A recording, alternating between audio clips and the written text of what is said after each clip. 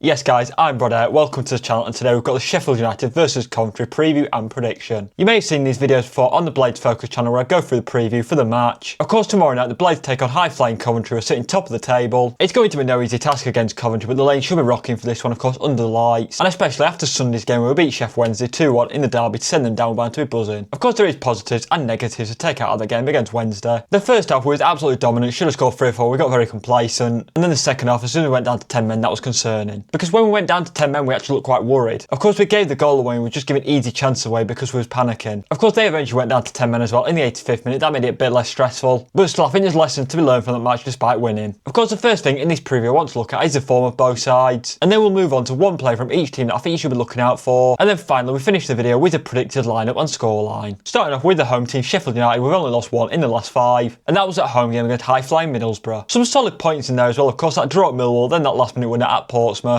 And then predicted wins against both Oxford and Wednesday who are in the relegation zone. So we're on solid enough form if we want to make a late push for that playoffs. I don't think we will get the playoffs unfortunately, but we can go out there and try. Because it's one of them, if we pick up enough points then you never know. Before moving on to Coventry, I want to talk quickly about our home form. Because at the lane of course, it's a fortress, we've only lost 1 game since the 1st of November. Since the 3-1 defeat to Derby on the 1st of November, we've won 7, drawn 2 and lost 1. And since Wilder took over really, Bramall Lane has been a fortress, only losing an odd couple of games. And of course our home form is a big reason as to why we've turned this season around. Moving on to Coventry now, of course they've dropped points in 3 of the last 5 but won the last 2 in a row. Of course it was a couple of weeks ago, a big clash at the top of the table between them two sides. And Coventry took full advantage of being at home, beating them 3-1. And after having a little blip in the league, they seem to be back on track now. Of course last time out for Coventry it was a 2-0 routine win at West Brom. And despite the game against United being a tough game, I'm sure they'll be coming into this with a lot of confidence. Because they're top of the league for a reason, of course they had that blip recently, but overall they've been the best team in the league. And if they're in that sort of mood and they want to, they can definitely play a team off the park. And we saw exactly that against Middlesbrough a couple of weeks ago. Moving on to the player to watch now, I've gone for City Peck for United. If we want to try and win this game we need to dominate that midfield, and I think City Peck is the best person to do that. It's looking likely his preferred partner Jairo Riedewald is back for this Coventry game, and having them two midfield back together is a massive boost. Of course City Peck is in brilliant form at the moment with the man of the match performance against Sheffield Wednesday, and he was the best player on the pitch. He was just so dominant in that midfield, and he just felt like every second ball, every clearance, he just seemed to win it. We'll have a look at some stats now. Of course the shooting is the first thing I want to touch on, because last season he was brilliant, but this season he's added goals to his game as well. I mean looking at XG on target 5.28, that's in the 98th percentile. Of course taking a couple of penalties definitely helps his XG, and even his non-penalty XG, which is 3.79, is in the 95th percentile. He's in the 94th percentile for shots and 90th percentile for shots on target. Looking at his passing stats now, they're not best in the league, but they're still solid. He's not really the sort of midfielder that will connect the plays more than midfielder that is box to box, one box or the other. But even expected assists with 2.75 is in the 87th percentile. And he's created 4 big chances, which is also in the 87th percentile. And then he's made 935 successful passes, which is in the 86th percentile. Yes, it's not the highest in the league for a midfielder, but it's still very solid. But it's the possession and the defending stats that I want to focus on more. He's won 144 duels in the midfield, which is in the 91st percentile, and then aerial duels with 62 is 100th percentile. He took 1,647 touches, which puts him in the 90th percentile, and the one that stands out the most is the touches in the opposition box. He took 55 touches within the 94th percentile, which proves he's a perfect box-to-box midfielder and likes to get in that box quite a lot. And I think the defending stats definitely prove he's a perfect box-to-box midfielder. I was just talking about touches in the box. Of course, possession won in the final third is in the 97th percentile. He's won the ball in the final third a whopping 17 times, and then recoveries in the 86th percentile was 125, and he's one of the best midfielders in the league at clearing. He's got 58, which is in the 96th percentile. Overall, he's a brilliant box-to-box midfielder. I think them stats prove it. And like I mentioned, if we want to win this game, dominating the midfield is the first step. And I think with Peck, a potential redevelop, I think we can definitely do that. And then for Coventry, the player I've chose to watch is Jack Radona. He's a brilliant attacking midfielder at this level, even at Huddersfield a couple of years ago. And he's definitely a brilliant player in what keeps Coventry ticking. And he's been on some good form recently, of course 2 assists and a goal in his last 4 matches. And they'll be looking for play to go through him to try and get a result. Going straight to his passing stats, he's made 595 successful passes, which is in the 94th percentile. And that 85% success rate puts him in the 93rd percentile. He's got 5 assists, which is one of the most in the league, that's in the 90th percentile. And then looking at the possession stats, he's very fruitful in possession. 26 successful dribbles, which puts him in the 86th percentile. He's not afraid to get on the ball either, of course 1,126 touches. And that puts him in the 89th percentile for attacking midfielders and wingers. And of them touches, 86 are in the opposition box, which is the 89th percentile. And he's a very nifty player who's won 26 fouls, which is the 80th percentile. There's a few defending stats I want to look at, including recoveries and possession won in the final third. In terms of recovery, he's got 78, which is in the 81st percentile, and he's in the 98th percentile for possession won in the final third. In the final third, he's won that ball back 23 times, which shows he's very good at pressing. And even 16 clearances, which is in the 75th percentile, so he's not afraid to get stuck in. Overall, he's definitely a threatening player. Of course, he can pick the ball up and do something with it. And he's a player we definitely need to keep quiet and make sure we're wary of. Now I've told you one player from each team to watch out for, I'm now going to tell you my predicted lineup. I don't think Wilder will make too many changes, especially with the defence. Of course, Cooper will start once again. It's annoying, obviously, not keeping a clean sheet against against Wednesday, but other than the goal, he didn't have too much to do. Obviously, this season, you don't know what version of Cooper you're going to get. Sometimes he makes mistakes, sometimes he's perfect. And at the moment, there doesn't really seem to be an in-between. I think against Middlesbrough, and especially Oxford, he could have done better with their goals. But then against Portsmouth, a man of the match performance, of course, making 7 or 8 saves. But we've got to hope for this game against Coventry that the better version plays. At right back, I think Sariki will carry on in that position. To be honest, I don't think that game against Wednesday was his finest. He was quite quiet. But he's definitely earned a lot of credit to warrant a rare off day. But when Sariki's on it, he's an absolutely brilliant right back. He's one of the best in the division. Defensive and attacking wise, he needs to be at his best against Coventry, because Efron Mason-Clark is one of the best wingers in the league. We need to keep him quiet. Of course, the first centre back, there's no reason for it not to be Tanganga. Of course, he's been ever so solid. Of course, he was decent in that Wednesday game. He's one of them. He's a really consistent performer, never has an off day. And all eyes will be on our defence against Coventry, because they're one of the best teams in the league at attacking. So we need to somehow find a way to keep them quiet. And I think Tanganga will be a big reason for that. Of course, alongside him, keeping Tyler Bindon in the team. And since Bindon came into the side, he's formed a decent partnership with Tanganga. And once again, I thought he played quite well against Wednesday. So hopefully them two can provide the goods at centre-back. At left-back, I've gone for Harrison Burrows, one of his best games of the season against Wednesday. Of course, he got our second goal of the day, peach of a finish. And that's the sort of performances we want to see from now until the end of the season to try and get into the playoffs. Because when Harrison Burrows on it, as shown last season, he's one of the best left-backs in the league. Of course, this season has been a massive drop-off in form, and of course, McCallum took his place for that injury. But now it's Burrow's spot to lose, and he's definitely taking advantage of that at the moment. He just looks so threatening down that left-hand side, and of course got a goal to show for it. And if him and Sariki as the fullbacks play to their best, then we've definitely got a chance of winning. The first midfielder, like I mentioned, will be Sidney Peck. He had an absolute blinder last time out against Wednesday. He was the man of the match. He just made it look so easy on the pitch, and of course he got stuck into a tackle a couple of times. And of course by now we all know about his shithousery. And as a United fan, you absolutely love to see the amount of stuff he does. I think the best way to describe him is one of them players you want on your team but don't want to be playing. You either love him or you hate him, there's no in between. And lucky for us, we have that sort of character in our team. Of course, he's a brilliant box-to-box midfielder. I highlighted all the stats before, and he could be a big part as to why we win on Wednesday if we win. Alongside him, I think Riedewald will return to the starting 11. I can see him getting about 45 to 60 minutes, and then Arblaster or Samare come in that place. Obviously, it will be his return to injury. He was going to return against Wednesday, but wasn't quite fit enough. But I could see him starting this game, and then, like I mentioned, playing about half of it. And it'll be a big boost to have him back, especially just before the end of the season, because he's been a brilliant replacement for Vinny Souza this season, of course, filling that gap. And I'd say definitely at times, despite winning a few games, we've definitely missed him over these last few weeks, because Arblaster and Samare definitely haven't been up to the standards that Riedewald has set this season. So it will be a massive boost to have Riedewald back. I think Brooks will carry on the right despite a poor performance against Wednesday. I don't think it was awful, but it was quite quiet compared to usual. He didn't seem to be tracking back as much, he didn't make them runs as much as he could have done. But like I've mentioned for a couple of others, he's got enough credit in the bank. Over these last few weeks, he's definitely had some consistent performances, so I think he's allowed one off day. Because since the turn of the year, he's been absolutely brilliant. Of course, a few goals to his tally, and some important ones as well, such as that last minute winner against Portsmouth. So I have no doubt he'll be back to his best in no time. I think for this game against Coventry, he'll switch back to the 4-4-2 system, so I'm going straight to the left. On the left, how can you not start Gus Harmer in this form? He's another one since the turn of the year, he's been on absolutely sensational form. In the last few games, he's got God knows how many assists at this point. Of course, another one against Wednesday for that Bamford finish. At last few games, he's certainly been bang on it. He's such a vital player, and when he's on it, he's 100% on it, one of the best players in the league. And the last time he faced Coventry at Bramall Lane, he put a peach with a free kick in. Same again this time. The first strike, I'm going for Tyrese Campbell. He looked lively when he came on against Wednesday. And even though it was a short cameo, it was his best performance in a few months. And he definitely looked goal hungry again, of course, getting in positions. It was probably quite unlucky not to score, maybe could have done better with his finishing. But to get in their position in the first place has been a lot better than recently. So I look to give him the chance to build on that performance against Coventry. And then finally, of course, it's going to be Patrick Bamford starting alongside Campbell. He's now on 8 championship goals, of course, scoring one in the derby against Wednesday. And of course, that celebration was so iconic. He's been such a cult hero since signing, really. Of course, 9 goals in all competitions. And when he first signed, he did not expect him to do what he's done at all. He's been an absolute revelation to the side, one of the best strikers we've had in years, if not the best. And he's so smart with his play, and he's just so brilliant up front. And there we go, guys. That's the team I put out to face Coventry. It'll be a really tight and well-contested game at the line. And I can see the atmosphere being brilliant, but I think we'll fall short 2-1. I'd 100% love us to be wrong, but I think Coventry, of course, they did that to Middlesbrough a couple of weeks ago. They'll do similar. I think our goal will be scored by Gus Harmer, but ultimately it won't matter. But like I mentioned, I'd love to be proven wrong. And there we go, guys. That's my full match preview and prediction for the game against Coventry tomorrow night. As always, if you enjoy this sort of content and want to see more on this brand new channel, then subscribe to the channel, leave a like, and I'll see you guys in the next one.